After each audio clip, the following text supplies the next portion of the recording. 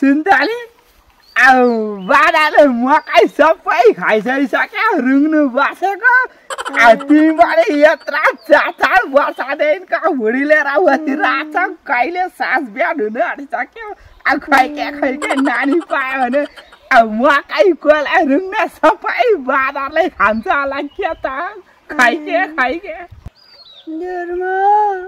मलाई त यहाँ तल्ल भुँडी दुखेर मर्नु आँट्यो म त पुरा बेथा लाग्यो राउरा के अझ यहाँ सुन्तेले फेरि यता बेलामा भुँडी दुखे भन्छ तल्ल भुँडी दुख्यो राउरा टाउको त ठुलो छ कि क्या हो कस्तो होला के त मरेरी हो त बेथा लागेको छ क्या सुन्तेलाई त सुन्ते के सुन्तली बेथा लागेछ के त घर कोही छ के त सुन्तलाई बेथा लागिसक्यो राम कचरा भुँडी हेर त कोही छ के त आउन केही छ कोही छ सुन्तली के त यो गाउँमा कोही छैन फेरि के त उतानु भएको भने फेरि बच्चा चुन्छ होला बच्चा घोप्टै बोलेर लाने लाने के त खैके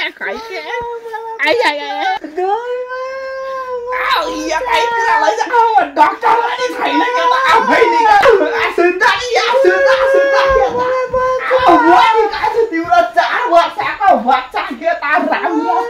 हेर त यत्रा भुँडी खैके के गर्ने होला के त तेरो 4 वर्षदेखिको बच्चा चाहिँ कस्तो रहेछ खैके टाउको यता भर के त पछि वाटेर भित्र निकाल्छ के त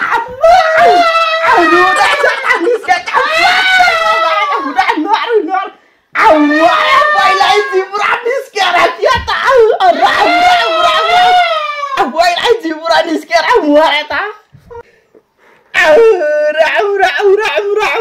के अनि यस्तो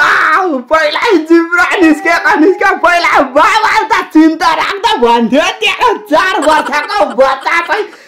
यस्तै निस्किन्छ भनेर के यस्तो नि पहिल्यै जिब्रा निस्केको त 17 मुजा परिगएको छ के त सुन्तली